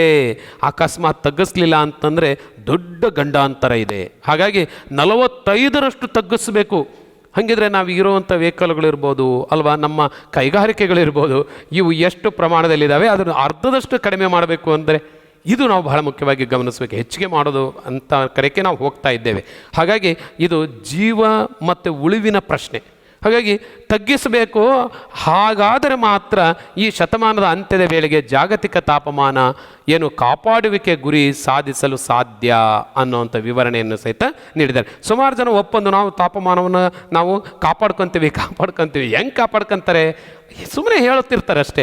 ಆದರೆ ಏನು ಮಾಡಬೇಕಂತೆ, ಇದರಲ್ಲಿರುವಂಥ ವಾಯುಮಾಲಿನ್ಯದ ಪ್ರಮಾಣ ಮತ್ತು ಇನ್ನು 45% ಕಡಿಮೆ ಮಾಡೋದರಿಂದ ತಾಪಮಾನವನ್ನು ಉಳಿಸ್ಕೋಬೋದು. ಇಲ್ಲಾಂದರೆ ಖಂಡಿತ ಕಾಪಾಡ್ಕೊಳೋದಕ್ಕೆ ಆಗೋದಿಲ್ಲ, ಇನ್ನೂ ಜಾಸ್ತಿ ಆಗ್ತಾ ಹೋಗುತ್ತೆ ಅಂತ ಹೇಳ್ತಿದ್ದಾರೆ. ಹಾಗಾಗಿ ಕೊನೆಯದಾಗಿ ನಾವೊಂದು ಏನು ಬೇರೆಯವರ ಜವಾಬ್ದಾರಿ ಏನು ಅನ್ನೋದನ್ನು ಸಹಿತ ಇಲ್ಲಿ ವಿವರಿಸಬೇಕಾಗುತ್ತೆ. ಅದೇನು ಸರ್ಕಾರಗಳ ಪ್ರಯತ್ನದ ಜೊತೆಯಲ್ಲಿ ಜನಸಾಮಾನ್ಯರು ತಮ್ಮ ಮಟ್ಟದಲ್ಲಿ ಜಾಗತಿಕ ತಾಪಮಾನವನ್ನು ಹೆಚ್ಚಾಗದಂತೆ ತಮ್ಮ ಜೀವನ ಕ್ರಮವನ್ನು ಜೀವನ ಶೈಲಿಯನ್ನು ಅಳವಡಿಸಿಕೊಳ್ಳುವುದು ಅನಿವಾರ್ಯವಾಗಿದೆ. ಇದು ನಾವು ಕೊಡುವಂಥ ಸಂದೇಶ ಅಥವಾ ಒಂದು ಕಳಕಳಿ ಅಲ್ವಾ. ಇದು ನಾವು ಇಷ್ಟು ಬರೆದ್ರೆ ಇದು ಉತ್ತಮವಾದಂಥ ಒಂದು ಟಿಪ್ಪಣಿಯಾಗಿ ರೂಪುಗೊಳ್ಳುತ್ತೆ. ಪೂರ್ಣ ಅಂಕವನ್ನು ನಾವು ಪಡಿಬಹುದು. ಓಕೆ, ಇದು ಒಂದು ಟಿಪ್ಪಣಿಯ ಒಂದು ಉದಾಹರಣೆಯನ್ನು ನೋಡಿದ್ವಿ. ನೆಕ್ಸ್ಟ್ ನಾವೀಗ ಇನ್ನೊಂದು ಬಹಳ ಮುಖ್ಯವಾದಂಥ ಮತ್ತೊಂದು ವಿಷಯದ ಬಗ್ಗೆ ನಾವು ನಿಮ್ಮ ಗಮನವನ್ನು ಸೆಳೀತಾ ಇದ್ದೀನಿ. ಏನದು ಅಂದರೆ ಹೇಳಿಕೆಗಳನ್ನು ಕುರಿತು ವಿವರಣೆ. ಒಂದು ಹೇಳಿಕೆ ಕೊಟ್ಟು ಬಿಡ್ತಾರೆ, ಆ ಹೇಳಿಕೆಯನ್ನು ವಿವರಿಸಿ ಅಂತ ಕೊಡ್ತಾರೆ. ಇದನ್ನು ಬರೆಯೋದು ಹೇಗೆ ನೋಡಿ, ಒಂದೊಂದಕ್ಕೂ ಒಂದೊಂದು ತನ್ನದೇ ಆದಂಥ ವೈಶಿಷ್ಟ್ಯ ವಿಶೇಷತೆ ಇರುತ್ತೆ. ಹಾಗಾಗಿ ಇಲ್ಲಿ ಹೇಳಿಕೆಯನ್ನು ವಿವರಿಸೋದಕ್ಕೆ ನೋಡಿ ಒಂದಿಷ್ಟು ಅಂಶಗಳನ್ನು ನಾನು ನಿಮ್ಮ ಗಮನಕ್ಕೆ ತರೋದಕ್ಕೆ ಬಯಸ್ತೀನಿ. ಏನು ನೀಡಿದ ಹೇಳಿಕೆ ಏನು ಅದನ್ನು ನಾವು ಗಮನಿಸಬೇಕು. ನೀಡಿದ ಹೇಳಿಕೆ ಅದನ್ನು ಬರಿಬೇಕು. ಅದಾದ ನಂತರ ಹೇಳಿಕೆ ನೀಡಿದವರು ಯಾರು ಇದನ್ನು ಅವ್ರ ಬಗ್ಗೆ ಒಂದಿಷ್ಟು ಕಾಳಜಿ ಮತ್ತು ಅವರ ವಿಶೇಷತೆ, ಆಮೇಲೆ ಆ ಹೇಳಿಕೆ ನೀಡಿದ ವಿವರಣೆಯನ್ನು ನಾವು ಬರಿಬೇಕಾಗತ್ತೆ. ಅದಾದ ನಂತರ ಏನು ಹೇಳಿಕೆ ನೀಡಿದಾರಲ್ಲ ಆ ಹೇಳಿಕೆಯ ಅರ್ಥ ಬರಿಬೇಕು. ಏನಂಗಂದರೆ ಅಂತ ಬರಿಬೇಕು. ಮತ್ತು ಹಂಗೆ ಅರ್ಥ ಬರೆದಾದ ನಂತರ ಅದಕ್ಕೆ ಒಂದು ಉದಾಹರಣೆ ದೃಷ್ಟಾಂತ ಕೊಡಬೇಕು. ಅಂದರೆ ಉದಾಹರಣೆ ಕೊಟ್ಟಾಗ ಆ ಹೇಳಿಕೆಯ ಅರ್ಥ ಅವರಿಗೆ ಮನದಟ್ಟಾಗುತ್ತೆ. ಹಾಗಾಗಿ ಅಲ್ಲಿ ಹೇಳಿಕೆಗೆ ಒಂದು ದೃಷ್ಟಾಂತ ಕೊಡಬೇಕು. ಆಮೇಲೆ ಆ ಹೇಳಿಕೆಯ ಮೂಲಕ ಒಂದು ಸಂದೇಶವನ್ನು ಕೊಡಬೇಕು. ಸುಮ್ಮನೆ ಹೇಳಿಕೆ ಕೊಟ್ಟಿಲ್ಲ. ಬಹಳ ವಿಶೇಷವಾದಂಥ ಸಾಧಕರು, ತತ್ವಜ್ಞಾನಿಗಳು, ಆದರ್ಶ ಪುರುಷರು ಅಲ್ವಾ, ಸಾಧಕರು ಈ ಥರ ಒಂದು ಹೇಳಿಕೆಯನ್ನು ಕೊಟ್ಟಿರೋದು ಅಂಥ ಹೇಳಿಕೆಯೇ ಬಳಸ್ತಾರೆ. ಹಾಗಾಗಿ ನೀಡಿದ ಹೇಳಿಕೆಯ ನೀಡಿದವರು ಯಾರು, ಮತ್ತು ಹೇಳಿಕೆಯ ಅರ್ಥ, ಮತ್ತು ಆ ಹೇಳಿಕೆಗೆ ಒಂದು ದೃಷ್ಟಾಂತ ಅಂದರೆ ಒಂದು ಉದಾಹರಣೆ, ಮತ್ತು ಹೇಳಿಕೆ ನೀಡ್ತಾ ಇರುವಂಥ ಸಂದೇಶ. ಇಷ್ಟು ಅಂಶಗಳನ್ನು, ಅಲ್ಲಿಗೆ 5 ಅಂಶಗಳಿದ್ದಾವೆ. ಇಷ್ಟೋ ಅಂಶಗಳನ್ನು ಆಧರಿಸಿ 5 ಅಂಕ ಕೊಡ್ತಾರೆ. ಸುಮ್ಮನೆ 5 ಅಂಕ ಕೊಡೋದಿಲ್ಲ. ನಾವೇನು ಮಾಡ್ತೀವಿ, ಆ ಹೇಳಿಕೆ ಸುಮ್ಮನೆ ಅದನ್ನೇ 4 ಸರಿ ಬರೆದ್ರೆ ಆಗೋದಿಲ್ಲ ಅಲ್ವಾ. ಈ ಹಂತವನ್ನು ನಾವು ಅನುಸರಿಸಬೇಕಾಗುತ್ತೆ. ಒಂದು ಎಕ್ಸಾಂಪಲ್ ನೋಡೋಣ ಹೇಗಿದೆ ಅಂತ ಹೇಳಿ. ಒಂದು ಉದಾಹರಣೆ, ನಿಮ್ಮದೇ ಆದಂಥ ಏನು ಇಲಾಖೆಯಿಂದ ಬಿಟ್ಟಿರುವಂಥ ಪ್ರಶ್ನೆ ಪತ್ರಿಕೆಯಲ್ಲಿ ಕೊಟ್ಟಿರುವಂಥ ಒಂದು ಹೇಳಿಕೆಯನ್ನು ತಗೊಂಡಿದ್ದೀನಿ. ಆಸೆಯೇ ದುಃಖಕ್ಕೆ ಮೂಲ ಅನ್ನೋದು ಹೇಳಿಕೆ ಇದೆ. ಆ ಹೇಳಿಕೆಯನ್ನು ಹೆಡ್ಡಿಂಗ್ ಹಾಕಿಬಿಡಬೇಕು. ನೆಕ್ಸ್ಟು ನಾನು ಈಗ ಹೇಳಿದೆ, ಈ ಹೇಳಿಕೆ ಯಾರು ನೀಡಿದ್ದು ಅಂತ ಬರಿಬೇಕೀಗ ಅಲ್ವಾ. ಹೇಳಿಕೆ ಬರೆದವ್ರ ಬಗ್ಗೆ ಒಂದಿಷ್ಟು ಅವರ ಹಿರಿಮೆಯನ್ನು ಬರಿಬೇಕು. ಆನಂತರ ಅವ್ರ ಹೆಸರನ್ನು ಬರಿಬೇಕು. ಆವಾಗ ಆ ಹೇಳಿಕೆಗೆ ಮತ್ತು ಆ ವ್ಯಕ್ತಿಗೆ ಒಂದು ಸ್ವಲ್ಪ ನಾವು ಮೌಲ್ಯವನ್ನು ಅಥವಾ ಹೆಚ್ಚುಗಾರಿಕೆಯನ್ನು ಕೊಟ್ಟಂಗಾಗುತ್ತೆ. ನೋಡೋಣ, ಜಗತ್ಪ್ರಸಿದ್ಧವಾದ ಈ ಹೇಳಿಕೆಯನ್ನು ನೀಡಿದವರು ಬೌದ್ಧ ಧರ್ಮದ ಸ್ಥಾಪಕ ಗೌತಮ ಬುದ್ಧ. ಆಸೆಯೇ ದುಃಖಕ್ಕೆ ಮೂಲ ಅಂತ ಹೇಳಿದರು ಏನು, ಬೌದ್ಧ ಧರ್ಮದ ಸ್ಥಾಪಕ ಗೌತಮ ಬುದ್ಧ. ಅದು ಹೇಳಿಕೆ.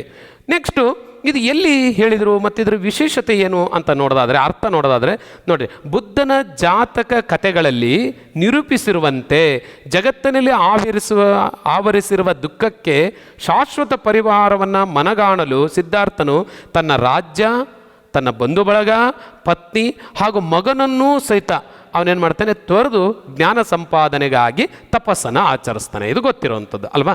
ಇದು ಬುದ್ಧನ ಜಾತಕ ಕಥೆಗಳು ಅನ್ನುವಂತಹ ಕೃತಿಯಲ್ಲಿ ನಾವು ಗಮನಿಸ್ತೀವಿ. ಸುಮಾರು 12 ವರ್ಷಗಳ ಧ್ಯಾನದ ಫಲವಾಗಿ ಒಂದು ದಿನ ಆತನಿಗೆ ಕೇವಲ ಜ್ಞಾನ ಲಭಿಸುತ್ತದೆ. ಕೇವಲ ಜ್ಞಾನ, ಬಹಳ ಸರಳವಾದಂಥ ಒಂದು ಜ್ಞಾನ ಲಭಿಸುತ್ತೆ ಅವನಿಗೆ. ಹಾಗಾದರೆ ಇಡೀ ಜಗತ್ತಿನ ದುಃಖಕ್ಕೆ ಅಥವಾ ಮನುಷ್ಯನ ಈ ದುಃಖ ಮತ್ತು ಬಡದಾಟಕ್ಕೆ ಏನು ಶಾಶ್ವತವಾದಂಥ ಪರಿಹಾರ ಯಾವುದು ಅಂತ ಹುಡುಕಕ್ಕೆ ಹೋದಾಗ ಒಂದು ಸಾಮಾನ್ಯವಾಗಿರುವಂಥ ಒಂದು ಜ್ಞಾನ ಲಭಿಸುತ್ತೆ. ಅದನ್ನೇ ಇದು ಬುದ್ಧನನ್ನು, ಗೌತಮ ಬುದ್ಧನನ್ನು ಒಂದು ಬುದ್ಧನನ್ನಾಗಿ ಪರಿವರ್ತನೆ ಮಾಡಿದ್ದು, ಸಿದ್ಧಾರ್ಥನನ್ನು ಗೌತಮ ಬುದ್ಧನಾಗಿ ಪರಿವರ್ತನೆ ಮಾಡಿದ್ದು. ಅದರ ಫಲವಾಗಿ ಬುದ್ಧನು ಕಂಡುಕೊಂಡ ಮೂಲ ಸತ್ಯವೇ ಏನು? ಹಾಗಿದ್ರೆ ಮೂಲ ಸತ್ಯ ಅಂದರೆ ಆಸೆಯೇ ದುಃಖಕ್ಕೆ ಮೂಲ. ನೋಡಿ, ಎಲ್ಲಿ ಆ ಅಂಶ ಬಂತು, ಅವನು ಎಲ್ಲಿ ಅದನ್ನು ಗುರುತಿಸ್ಕೊಂಡ ಅನ್ನೋದನ್ನು ಈ ಥರ ಒಂದು ವಿವರವನ್ನು, ಹೇಳಿಕೆ ವಿವರವನ್ನು ಕೊಡಬೇಕಾಗುತ್ತೆ. ಹೇಳಿಕೆ ಎಲ್ಲಿ ಅದು ಹುಟ್ಟಿ ಬಂತು ಅಂತ ಹೇಳಬೇಕಲ್ಲ, ಅದ್ರ ಹಿನ್ನೆಲೆ ಏನು ಅಂತ ಹೇಳಬೇಕಲ್ಲ, ಇದು ಭಾಳ ಇಂಪಾರ್ಟೆಂಟ್. ಒಂದು ಎಕ್ಸಾಂಪಲ್ ಇದನ್ನು ಕೊಟ್ಟಿದ್ದೀನಿ. ಇದೇ ಥರ ಸಾಕಷ್ಟು ಹೇಳಿಕೆಗಳನ್ನು ನಾವು ಗಮನಿಸ್ತೀವಿ. ಅದಕ್ಕೆ ಆ ಹಿನ್ನೆಲೆ ಮತ್ತು ಅದರ ಮಹತ್ವ, ಯಾರು ಹೇಳಿದರು, ಇಷ್ಟು ಅಂಶಗಳನ್ನು ನಾವು ಕೊಡಬೇಕಾಗುತ್ತೆ. ನೆಕ್ಸ್ಟ್ ಇದು ಮುಂದುವರೆದ ಭಾಗ ಹೇಗಿರುತ್ತೆ, ಅದನ್ನು ಮೊದಲು ತನ್ನ ಶಿಷ್ಯರಿಗೆ ಬೋಧಿಸುವಾಗ ಹೇಳಿದನು. ಅವನು ಕೇವಲ ಜ್ಞಾನ ಲಭಿಸಿದ ತಕ್ಷಣ ಮೊದಲನೇ ಉಪನ್ಯಾಸವನ್ನು ಅಥವಾ ತನ್ನ ಶಿಷ್ಯರಿಗೆ ಉಪದೇಶವನ್ನು ಕೊಡುವಾಗ ಹೇಳ್ತಾನೆ, ಆಸೆಯೇ ದುಃಖಕ್ಕೆ ಮೂಲ ಅಂತ ಹೇಳ್ತಾನೆ. ಹಾಗಂದ್ರೆ ಏನು? ಎಕ್ಸಾಂಪಲ್ ಕೊಡ್ರಿ ಒಂದು ನೋಡೋಣ ಅನ್ನೋದು ಬರಿಬೇಕಾಗುತ್ತಲ್ವ. ಹಾಗಾಗಿ ಒಂದು ಉದಾಹರಣೆ ಕೊಡಬೇಕಾಗುತ್ತೆ. ಈಗ ಜೀವನದಲ್ಲಿ ಹಲವಾರು ಆಸೆಗಳನ್ನು ಬಯಸುವುದು ಸಹಜ. ಭಾಳಷ್ಟು ಆಸೆ, ನಮಗೆ ಏನು ಬೇಡ ಹೇಳ್ರಿ, ಎಲ್ಲದೂ ಬೇಕು ಬೇಕು ಬೇಕು ಅನ್ನುವಂಥ ಆಸೆ. ಆ ಆಸೆಗಳೆಲ್ಲವೂ ಈಡೇರುವುದು ಕಷ್ಟ ಸಾಧ್ಯ. ಬಯಸಿದ್ದೆಲ್ಲದು ಸಿಗಕ್ಕೆ ಸಾಧ್ಯನಾ ಅಲ್ವಾ? ಅದು ಭಾಳ ಇಂಪಾರ್ಟೆಂಟು. ನಮಗೆ ಬಯಸ್ತೀವಿ, ಪುಕ್ಕಟ್ಟೆ ಏನು ಸುಮ್ಮನೆ ಅಲ್ಲ, ಅದು ಬೇಕು ಇದು ಬೇಕು ಅನ್ನೋಕ್ಕೇನು, ಆದರೆ ಹಾಗೆ ಸಿಕ್ಬಿಡುತ್ತಾ ಅಲ್ವಾ? ಇದು ಎಲ್ಲ ಆಸೆಗಳು ಈಡೇರೋದು ಕಷ್ಟ ಸಾಧ್ಯ. ಹಾಗೆ ತಾವು ಬಯಸಿದ ಆಸೆ ಈಡೇರದಿದ್ದಾಗ ಏನಾಗುತ್ತೆ? ಸಹಜವಾಗಿ ದುಃಖ ಉಂಟಾಗುತ್ತದೆ. ನನಗೆ ಒಂದು ಬಹಳ ಸ್ಟ್ಯಾಂಡರ್ಡ್ ಆಗಿರುವಂಥ ಒಂದು ವಾಚ್ ಬೇಕು, ಅಥವಾ ಬಹಳ ಒಂದು ಒಳ್ಳೆಯ ಕಾರ್ ಬೇಕು ಅಲ್ವಾ, ಅಥವಾ ಇನ್ನೇನೋ ಬೇಕು ಅಂತ ಬಯಸ್ತೀವಿ ಅಂತ ಅದು ಬಯಸ್ತೀವಿ, ಸಿಗದೇ ಇದ್ದಾಗ ಏನಾಗುತ್ತೆ? ದುಃಖ ಉಂಟಾಗುತ್ತೆ, ಮನಸ್ಸಿಗೆ ನೋವಾಗುತ್ತೆ ಅಲ್ವಾ. ತಾನು ಆಸೆ ಪಡದೆ ಸಹಜವಾಗಿ ಜೀವಿಸುತ್ತಿದ್ದರೆ ತನ್ನ ಬದುಕು ಎಷ್ಟಿದೆ, ತನ್ನ ಆದಾಯ ಎಷ್ಟಿದೆ, ಅದರಲ್ಲೇ ಅವನು ಸಹಜವಾಗಿ ನಾನು ಇರೋದು ಹಿಂಗೆ, ಸುಮ್ಮನೆ ಯಾರು ಹೆಂಗಂಗೆ ಓಡಾಡ್ತಾರೆ, ನಾನು ಅದರಂಗೆ ನಾನು ಯಾಕೆ ಬಯಸಬೇಕು ಅಲ್ವಾ. ನನ್ನ ವರ್ತಮಾನ ಮತ್ತು ನನ್ನ ಸಹಜ ಜೀವನದಿಂದ ನನಗೇನು ಲಭ್ಯ ಆಗೋಕ್ಕೆ ಸಾಧ್ಯ, ಏನು ಆಸೆ ಪಡೋಕ್ಕೆ ಸಾಧ್ಯ, ಅದನ್ನು ಮಾತ್ರ ನಾನು ಆಸೆ ಪಟ್ಟರೆ ದುಃಖ ಬರೋದಕ್ಕೆ ಸಾಧ್ಯ ಇಲ್ಲ. ಆದ್ದರಿಂದ ತನಗೆ ಯಾವುದೇ ರೀತಿಯ ದುಃಖವೂ ಸಹ ಉಂಟಾಗುವುದಿಲ್ಲ ಎಂಬುದು ಈ ಮಾತಿನ ಅರ್ಥ. ತಾನು ಆಸೆ ಪಡದೆ ಸಹಜವಾಗಿ ಬದುಕಿದರೆ ಖಂಡಿತವಾಗೂ ನಮಗೆ ದುಃಖ ಉಂಟಾಗಲ್ಲ ಅನ್ನೋದು ಈ ಬುದ್ಧನ ಆಸೆಯೇ ದುಃಖಕ್ಕೆ ಮೂಲ ಅನ್ನುವಂಥ ಹೇಳಿಕೆಯ ಮುಖ್ಯವಾದಂಥ ಒಂದು ಆಶಯ. ಓಕೆ, ಇಲ್ಲಿ ಒಂದು ಉದಾಹರಣೆ ಅಂತಂದು ಕೊಡೋದಾದರೆ ನೋಡಿ, ತಾನು ಒಂದು ಲಾಟರಿ ಗೆಲ್ಲಬೇಕೆಂದು ನಿತ್ಯ ಒಂದೊಂದು ಲಾಟ್ರಿಯನ್ನು ತಗೊಂತ ಹೋಗ್ತಾನೆ ಹಣದ ಆಸೆಯಿಂದ. ಆದರೆ ಆ ರೀತಿ ಆಸೆ ಹೊಂದಿದಾಗೆಲ್ಲ ಅದು ಲಭಿಸದಿದ್ದಾಗ, ಒಂದು ಲಾಟ್ರಿ ತಗೊಂಡ ಭಾರಿ 1 ಕೋಟಿ ಬರುತ್ತೆ ಅಥವಾ 1 ಲಕ್ಷ ಬರುತ್ತೆ, 15 ಲಕ್ಷ ಬರುತ್ತೆ ಅಂತ. ಆದರೆ ಅವನಿಗೆ ಎಷ್ಟು ಕೊಟ್ಟು ತಗೊಂಡೇನೆ? 50 ರೂಪಾಯಿ 100 ರೂಪಾಯಿ ಕೊಟ್ಟು ತೊಗೊಂಡಿದ್ದಾನೆ. 100 ರೂಪಾಯಿ ಕೊಡಬೇಕಾದ್ರೆ ಹೆಂಗಿದ್ರು 1 ಕೋಟಿ ಬಂದರೆ ಅನ್ಕೊಂತ, ಆದರೆ ಬರದೇ ಇದ್ದರೆ 100 ರೂಪಾಯಿ ಹೋಗ್ಬಿಡ್ತಾರೆ, ಅಯ್ಯಯ್ಯೋ ಅನ್ನಿಸ್ತದೆ ಅಲ್ವಾ. ಈ ಥರ ಸುಮಾರಷ್ಟು ಜೂಜುಗಳು, ಈ ಥರ ಬಹಳ ದುರಾಸೆಯನ್ನು ಪಡುವಂಥ ಏನು ಆಸೆಗಳಿದ್ದಾವೆ, ಇವೆಲ್ಲವೂ ಸಹಿತ ದುಃಖಕ್ಕೆ ಬಹಳ ಮುಖ್ಯವಾದಂಥ ಮೂಲ ಆಗ್ತವೆ. ಅದೇ ಹೇಳ್ತಾರೆ, ಅತೀವ ದುಃಖವನ್ನು ಅನುಭವಿಸಬೇಕಾಗುತ್ತದೆ. ಆದ್ದರಿಂದ ಬದುಕಿನಲ್ಲಿ ಇಲ್ಲ ಸಲ್ಲದ ಆಸೆಗಳನ್ನು ಮಾಡಿಕೊಳ್ಳದೆ, ನೋಡಿ ಎಷ್ಟು ಚೆನ್ನಾಗಿದೆ ಅಲ್ವಾ, ಬದುಕಿನ ಇಲ್ಲ ಸಲ್ಲದ ಆಸೆಗಳನ್ನು ಮಾಡಿಕೊಳ್ಳದೆ ಇರುವ ತನ್ನ ಬದುಕಿನ ಸಾಧ್ಯತೆಗಳನ್ನು ಅರಿತು, ಯಾವ್ದು ಸಾಧ್ಯ ಯಾವುದು ಅಸಾಧ್ಯ ಅಲ್ವಾ, ಇದನ್ನು ಅರಿತು ಇದನ್ನು ಚೆನ್ನಾಗಿ ತಿಳಿದವನು ಅವನೇ ನಿಜವಾದಂತಹ ಸುಖ ಅನುಭವಿಸುವಂಥ ವ್ಯಕ್ತಿ. ತನ್ನ ಬದುಕಿನ ಸಾಧ್ಯತೆಗಳು ಸಾಧ್ಯ ಇದ್ದರೂ ಆಸೆ ಪಡಬಾರ್ದು ಅಂತಲ್ಲ. ನನಗೆ ಸಾಧ್ಯತೆ ಇದೆ, ಪ್ರಯತ್ನ ಮಾಡೋಣ. ಇದು ಅಸಾಧ್ಯ, ಮತ್ತೆ ಯಾಕೆ ಇದು ಸಾಧ್ಯ ಇಲ್ಲ ಅಂದ ಮತ್ತೆ ಯಾಕೆ ಆಸೆ ಪಡಬೇಕಿದನ್ನು? ಪ್ರಯತ್ನ ಮಾಡೋಕ್ಕೆ ಏನು ತಪ್ಪಿಲ್ಲ, ಆಸೆ ಪಡೋದು ತಪ್ಪು. ಇದು ಬಹಳ ಇಂಪಾರ್ಟೆಂಟ್. ಓಕೆ, ಸಾಧ್ಯತೆಗಳನ್ನು ಅರಿತು ಸಹಜವಾಗಿ ಬದುಕಬೇಕೆಂದು ಎಂಬ ಸಂದೇಶವನ್ನು ಈ ಹೇಳಿಕೆ ನೀಡುತ್ತದೆ. ಹೀಗೆ ಬರೆದರೆ ಅಲ್ವಾ. ಇದು ನನ್ನ ಯೋಚನೆಯಲ್ಲಿ ಬರ್ಕೊಂಡಂಥ ಒಂದು ಹೇಳಿಕೆಯ ವಿವರಣೆ. ಆದರೆ ನೀವು ಇದೇ ಥರ ಯೋಚಿಸಬೇಕು, ಹೀಗೆ ಬರೆಯೋಕ್ಕೆ ಪ್ರಯತ್ನ ಮಾಡಿ, ಅಥವಾ ಇದಕ್ಕಿಂತ ಉತ್ತಮ ಬರೆದ್ರೆ ನಿಮಗೆ ಧನ್ಯವಾದ ಅಲ್ವಾ. ಯಾವಾಗ ವ್ಯಾಲ್ಯುವೇಟರು ಬಹಳ ಚೆನ್ನಾಗಿ ಬರೆದಾರೆ, ಪೂರ್ಣ ಅಂಕವನ್ನು ಕೊಡೋದಕ್ಕೆ ಸಾಧ್ಯತೆ ಇದೆ. 5 ಅಂಕವನ್ನು ನಾವು ಪಡಿಬೋದು. ನೋಡಿ ಸ್ನೇಹಿತರೆ, ನಾವು 5 ಅಂಕ ಪಡೆಯುವಂತಹ ಒಂದು ಹೇಳಿಕೆಯ ಕ್ರಮವನ್ನು ವಿವರಿಸುವ ಕ್ರಮವನ್ನು ನಾನು ಉದಾಹರಣೆಯಾಗಿ ನಿಮಗೆ ಇಟ್ಟಿದ್ದೀನಿ. ಹಾಗೆಯೇ ಇನ್ನೊಂದು ಬಹಳ ಮುಖ್ಯವಾದಂಥ ಮತ್ತೊಂದು ಕೊನೆಯದಾದಂಥ ಒಂದು ಅಂಶ ಏನು, ಪದ್ಯ ಭಾಗವಾದ ಸಾರಾಂಶ. ಪದ್ಯ ಭಾಗ ಕೊಟ್ಟು ಬಿಡ್ತಾರೆ, ಇದರ ಭಾವಾರ್ಥದ ಸಾರಾಂಶವನ್ನು ಬರೆಯಿರಿ ಅಂತ ಕೇಳ್ತಾರೆ, ಅಥವಾ ಮೌಲ್ಯವನ್ನು ಒಳಗೊಂಡಂತೆ ಇದರ ಭಾವಾರ್ಥವನ್ನು ಬರೆಯಿರಿ ಅಂತ ಕೇಳ್ತಾರೆ. ಪದ್ಯ ಕೊಟ್ಬಿಡ್ತಾರೆ. ಆ ಪದ್ಯವನ್ನು 1 ಸರಿ ಅಲ್ಲ 4 ಸರಿ ಓದಬೇಕು, ಬಹಳ ಇಂಪಾರ್ಟೆಂಟಾಗಿ. ಆ ಓದ್ಬಿಟ್ಟು ಅದರ ಆಯ್ಕೆ ಏನಿದು, ಇದು ಎಲ್ಲಿಂದ ಆಯ್ಕೆ ಮಾಡಿದ್ದಾರೆ, ಇದು ಯಾರು ಬರೆದಿದ್ದು, ಇದು ಯಾವ ಕೃತಿಯಿಂದ ಆಯ್ಕೆ ಮಾಡ್ಕೊಂಡಿರ್ಬೋದು, ಇದನ್ನು ಸ್ವಲ್ಪ ನಾವು ಯೋಚಿಸಿ ನೆನಪು ಮಾಡ್ಕೋಬೇಕು. ಅಟ್ಲೀಸ್ಟು ಇದು ಯಾವ ಸಾಹಿತ್ಯ ಪ್ರಕಾರ ಮತ್ತು ಇದು ಯಾರು ಬರೆದಿರ್ಬೋದು ಇಷ್ಟಾದರೂ ಯೋಚಿಸಬೇಕು. ಓಕೆ, ಅದಕ್ಕೆ ರಿಲೆವೆಂಟಾಗಿ ಬರೀಬೇಕಾಗುತ್ತೆ. ಸುಮ್ಮನೆ ಪದ್ಯ ಬರೆದು ಪದ್ಯ ಏನೋ ವಿವರಿಸಿದರೆ ಸಿಗೋದಿಲ್ಲ. ಹಾಗಾಗಿ ನಮಗೆ 5 ಅಂಕ ಇದೆ ಅಂದರೆ ಅದು ಆಯ್ಕೆಗೆ 1 ಅಂಕ ಇರುತ್ತೆ, ಬಹಳ ಇಂಪಾರ್ಟೆಂಟಾಗಿ. ಮತ್ತು ಇಡೀ ಪದ್ಯ ಭಾಗವನ್ನು ಓದಿದ ಮೇಲೆ ಯಾವ ಆಶಯ ಇದೆ, ಇದರಲ್ಲಿ ಏನು ಹೇಳೋದಕ್ಕೆ ಈ ಪದ್ಯವನ್ನು ಬಳಕೆ ಮಾಡಿದ್ದಾರೆ ಅನ್ನೋಂಥ 1 ಅಥವಾ 2 ವಾಕ್ಯದಲ್ಲಿ ಬರೀಬೇಕಾಗುತ್ತೆ. ಆಶಯ, ಇದಕ್ಕೆ 1 ಅಂಕ ಇರುತ್ತೆ, 2 ಅಂಕ ಆಯಿತು. ಅರ್ಥ ವಿವರಣೆ, ಇಡೀ ಪದ್ಯ ಭಾಗ ಏನು ಅರ್ಥ ವಿವರಿಸುತ್ತೆ ಅನ್ನೋದನ್ನು ಬರಿಬೇಕಲ್ಲ, ಇದಕ್ಕೆ 2 ಅಂಕ ಇರುತ್ತೆ. ಇದೇ ಬಹಳ ಇಂಪಾರ್ಟೆಂಟ್, 2 ಅಂಕ ಇರುತ್ತೆ. ನೆಕ್ಸ್ಟು ಇದರ ಮೌಲ್ಯವನ್ನು ಹೇಳಬೇಕಾಗುತ್ತೆ. ಇದು ಯಾವ ಮೌಲ್ಯವನ್ನು, ಯಾವ ಸಂದೇಶವನ್ನು ಇದು ಕೊಡುತ್ತೆ ಈ ಒಂದು ಪದ್ಯ ಭಾಗ ಅಂತ, ಇದಕ್ಕೆ 1 ಅಂಕ ಇರುತ್ತೆ. ನೋಡಿ, ಒಟ್ಟು 5 ಅಂಕ ಹೇಗೆ ವಿಂಗಡಿಸಿರ್ತಾರೆ, ಏನನ್ನು ನಿರೀಕ್ಷಿಸ್ತಾರೆ ಅನ್ನೋದು. ಹಾಗೆ ಕನಿಷ್ಠ ನಾವು 4-5 ಪ್ಯಾರದಲ್ಲಿ ಇದನ್ನು ವಿವರಿಸಬೇಕಾಗುತ್ತೆ. 3 ಅಥವಾ 2 ವಾಕ್ಯಗಳಲ್ಲಿ, ಹೀಗೆ ಒಟ್ಟು 10 ವಾಕ್ಯಗಳಲ್ಲಿ ಬರಿಬೇಕು ಇದನ್ನು. ಒಂದು ಎಕ್ಸಾಂಪಲ್ ನೋಡೋಣ. ನಿಮ್ಮ ಏನು ಪರೀಕ್ಷೆ ಇದೆ, ಪರೀಕ್ಷೆಯ ಪ್ರಶ್ನೆ ಪತ್ರಿಕೆ ಒಂದು ಮಾದರಿಯನ್ನು ನಾವು ಪರಿಚಯಿಸಿದ್ವಿ. ಅದರಲ್ಲಿ ಇರುವಂಥ ಒಂದು ಪ್ರಶ್ನೆ ಹೀಗಿದೆ: ನುಡಿದರೆ ಮುತ್ತಿನ ಹಾರದಂತಿರಬೇಕು, ನುಡಿದರೆ ಸ್ಫಟಿಕದ ದೀಪ್ತಿ ಮಾಣಿಕ್ಯದ ದೀಪ್ತಿಯಂತಿರಬೇಕು, ನುಡಿದರೆ ಸ್ಫಟಿಕದ ಶಲಾಕೆಯಂತಿರಬೇಕು, ನುಡಿದರೆ ಲಿಂಗ ಮೆಚ್ಚಿ ಅಹುದೆನಬೇಕು, ನುಡಿಯೊಳಗಾಗಿ ನಡೆಯದಿದ್ದರೆ ಕೂಡಲ ಸಂಗಮ ದೇವನೆಂತೊಲಿವನಯ್ಯ ಅಂತ ಹೇಳಿದ್ದಾರೆ. ಅದು ಎಷ್ಟು ಈಸಿ ಇದೆ ಅಲ್ವಾ, ಯಾರಾದರೂ ಗುರುತಿಸ್ಬೋದು. ಕೂಡಲ ಸಂಗಮ ದೇವ ಅಂತ ಇದ್ದರೆ ಅದು ಬಸವಣ್ಣವ್ರದ್ದು, ಎಷ್ಟು ಚೆನ್ನಾಗಿ ಗುರುತಿಸ್ಬೋದು. ಆಮೇಲೆ ಇದು ಇಡೀ ಬಸವಣ್ಣವರ ಈ ಒಂದು ವಚನ ಆಗಿರೋದ್ರಿಂದ ಇದು ವಚನ ಸಾಹಿತ್ಯದ ಹಿನ್ನೆಲೆ ಇದೆ ಅಲ್ವಾ. ಹಾಗಿದ್ರೆ ಆಯ್ಕೆ ಹೇಗೆ ಬರಿಬೋದು ಅಂತ ಗೊತ್ತಾಯಿತು. ಹಾಗಿದ್ರೆ ಇಡೀ ಪದ್ಯ ಓದಿದಾಗ ಎಲ್ಲ ಕಡೆ ನುಡಿದರೆ ಅಂತ ಹೇಳ್ತಾ ಇದೆ. ಹಾಗಿದ್ರೆ ಆಶಯ ಏನಿರ್ಬೋದು ಇದರಲ್ಲಿ, ನೀವೇ ಯೋಚಿಸಿ ಅಲ್ವಾ. ಏನಿರ್ಬೋದು ಆಶಯ? ಮಾತಿನ ಮಹತ್ವವನ್ನು, ನುಡಿಯ ಮಹತ್ವವನ್ನು, ಅದರಂತೆ ತಾನು ಅಥವಾ ಜೀವನ ನಡೆಸುವಂತಹ ಒಂದು ಆಶಯವನ್ನು ಇದು ವ್ಯಕ್ತಪಡಿಸ್ತಾ ಇದೆ. ಸುಮ್ಮನೆ ಬರೆದಿಲ್ಲ ಅಲ್ವಾ. ಎಷ್ಟು ಚಂದವಾಗಿರುವಂಥ, ಎಷ್ಟು ಆದರ್ಶಮಯವಾಗಿರುವಂಥ ಒಂದು ಪದ್ಯ. ಹಾಗಿದ್ರೆ ನೋಡಿ, ಆಯ್ಕೆ ಆಯಿತು, ಆಶಯ ಆಯಿತು. ಹಾಗಾದರೆ ಇದು ಅರ್ಥ ವಿವರಣೆ ಏನು ಇದರಲ್ಲಿ? ನುಡಿದರೆ ಮುತ್ತಿನ ಹಾರದಂತಿರಬೇಕು, ಏನದರ ಅರ್ಥ? ನುಡಿದರೆ ಮಾಣಿಕ್ಯದ ದೀಪ್ತಿ ಅಂತಿರಬೇಕು, ಇದರ ಅರ್ಥ? ಇದನ್ನು ಅರ್ಥ ವಿವರಿಸಬೇಕು. ಬಹಳ ಮುಖ್ಯವಾಗಿ ಆ ಒಂದು ಮಾತು ಆಡಿದರೆ ಮುತ್ತು ಜೋಡಿಸ್ದಂಗೆ ಇರಬೇಕು, ಎಲ್ಲೂ ಸಹಿತ ಏರುಪೇರುಗಳು ಇರಬಾರ್ದು. ನೋಡೋದಕ್ಕೆ ಅಷ್ಟಲ್ಲ, ಕೇಳೋದಕ್ಕೆ ಒಂಥರ ಹಾಯ್ ಅನ್ನಿಸ್ಬೇಕು ಅಲ್ವಾ. ಭಾಳ ಸರಳವಾಗಿ ಭಾಳ ನಾವೇನು ಹೇಳ್ತೀವಿ ಫ್ಲೂಯೆನ್ಸಿ ಇಂದ ಹೋಗ್ಬೇಕು, ಫ್ಲೂಯೆಂಟ್ ಆಗಿರಬೇಕು, ಭಾಳ ಇಂಪಾರ್ಟೆಂಟಾಗಿ. ಅಷ್ಟೇ ಅಲ್ಲ, ನುಡಿದರೆ ಮಾಣಿಕ್ಯದ ದೀಪ್ತಿ ಅಂತಿರಬೇಕು. ಎಂಥ ಚೆನ್ನಾಗಿದೆ! ದೀಪ್ತಿ ಅಂದರೆ ದೀಪ ಅಥವಾ ಬೆಳಕು. ಮಾಣಿಕ್ಯದ ದೀಪದಂತಿರಬೇಕು, ಕಣ್ಣಿಗೆ ಕೋರೈಸಬಾರ್ದು, ಹಿತವಾದ ಬೆಳಕನ್ನು ನೀಡಬೇಕು, ಅಜ್ಞಾನವನ್ನು ತೊಲಗಿಸಿ ಜ್ಞಾನವನ್ನು, ಜೀವನದ ಸಂದೇಶವನ್ನು ನೀಡುವಂಗಿರಬೇಕು.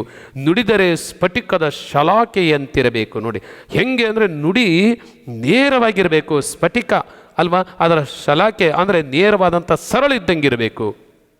ಮತ್ತೆ ಪಾರದರ್ಶಕವಾಗಿರಬೇಕು. ಇಲ್ಲಿ ಏನು ಅದರಲ್ಲಿ ಯಾವುದೇ ಥರದ ತಪ್ಪುಗಳು ಅಲ್ವಾ, ಅಥವಾ ಯಾವುದೇ ಥರದ ದ್ವೇಷ ಅಸೂಯೆಗಳು ಇರಬಾರ್ದು ಅಲ್ವಾ, ತಾರತಮ್ಯಗಳು ಇರಬಾರ್ದು. ಸ್ಫಟಿಕ ಅಂತಂದರೆ ಪಾರದರ್ಶಕವಾಗಿರುವಂಥ ಒಂದು ವಸ್ತು, ಈ ಕಡೆಯಿಂದ ಆ ಕಡೆ ಪೂರ್ಣ ಟ್ರಾನ್ಸ್ಪರೆಂಟ್ ಆಗಿರುತ್ತೆ, ಕಾಣ್ತಾ ಇರುತ್ತೆ. ಹಾಗಿರಬೇಕು ನಮ್ಮ ಮಾತುಗಳು, ಸ್ಪಷ್ಟ ಮತ್ತು ಪಾರದರ್ಶಕವಾಗಿರಬೇಕು. ಹಾಗೆ ಅಷ್ಟೇ ಅಲ್ಲ, ನುಡಿದರೆ ಲಿಂಗ ಮೆಚ್ಚಿ ಅಹುದಹುದೆನಬೇಕು. ಎಷ್ಟು ಚೆನ್ನಾಗಿದೆ ನೋಡಿ. ಲಿಂಗ ಅಂತಂದರೆ ಹಾಗೆ ದೇವಸ್ಥಾನದಾಗಿರುವಂಥ ಲಿಂಗು ಅಂತ ಅರ್ಥ ಅಲ್ಲ ಅಲ್ವಾ? ಇರ್ಬೋದು, ಅದು ಒಂದು ಅಂಶ ಅನ್ಕೊಳ್ಳೋಣ. ಆಧ್ಯಾತ್ಮಿಕವಾಗಿ ಭಾವನಾತ್ಮಕವಾಗಿ ನಮ್ಮ ಆತ್ಮಲಿಂಗ ಅಂತ ಹೇಳ್ತೀವಿ ಅಲ್ವಾ?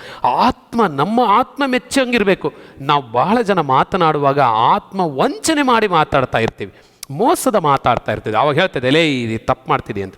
ಆತ್ಮ ಇದೆಯಲ್ಲ, ಆತ್ಮಲಿಂಗ ಇದೆಯಲ್ಲ, ಇದು ಬಹಳ ಪಾರದರ್ಶಕವಾಗಿರುವಂಥದ್ದು, ಸರಿ ತಪ್ಪುಗಳನ್ನು ನಿರ್ಧರಿಸುವಂಥದ್ದು.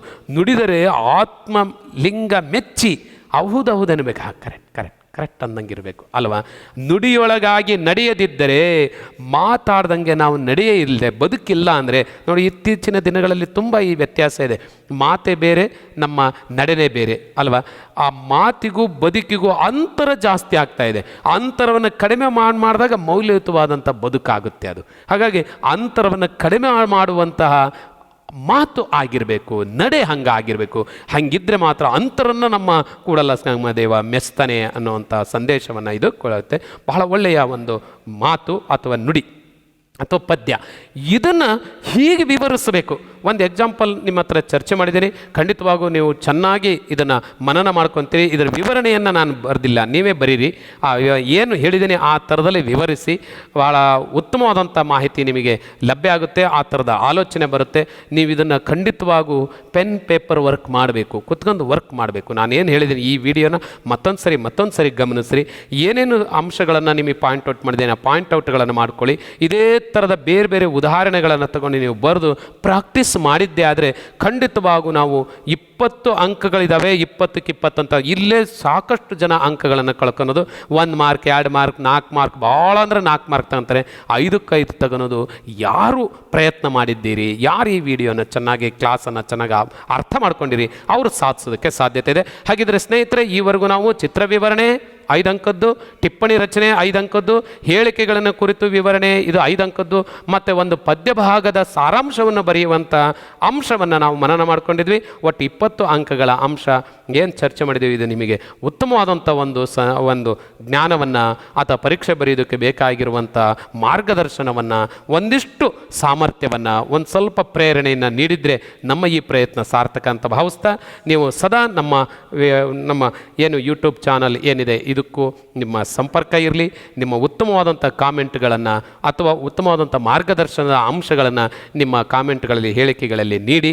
ಈ ಫೀಡ್ಬ್ಯಾಕ್ ನಮಗೆ ಮುಂದಿನ ಒಂದು ವಿಡಿಯೋಗಳನ್ನು, ತರಗತಿಗಳನ್ನು ಉತ್ತಮವಾಗಿ ನಿರ್ವಹಿಸೋದಕ್ಕೆ ಒಳ್ಳೆಯ ಒಂದು ಮಾರ್ಗದರ್ಶನ ಅಥವಾ ಪ್ರೇರಣೆ ಆಗುತ್ತೆ ಅಂತಂದು ಕೋರಿಕೆಯನ್ನು ಸಲ್ಲಿಸ್ತಾ, ನಾವು ಮುಂದಿನ ವಿಡಿಯೋದಲ್ಲಿ ನಾನು ಲಿಂಗಗಳು, ವಚನಗಳು, ದ್ವಿರುಕ್ತಿ, ಜೋಡುನುಡಿ ಮತ್ತು ನುಡಿಗಟ್ಟುಗಳು ಈ ವಿಷಯವನ್ನು ತಗೊಂಡು, ಲಿಂಗಗಳ ಮೇಲೆ ಸಾಮಾನ್ಯವಾಗಿ 1-2 ಅಂಕಗಳಿರುತ್ತೆ, ವಚನಗಳ ಮೇಲೆ 1 ಅಂಕ ಇರುತ್ತೆ, ದ್ವಿರುಕ್ತಿ ಮತ್ತು ಜೋಡಿ ನುಡಿಗಳ ಮೇಲೆ 1-2 ಅಂಕ ಇರುತ್ತೆ, ಮತ್ತು ನುಡಿಗಟ್ಟುಗಳ ಮೇಲೆ 1-2-3 ಅಂಕಗಳು.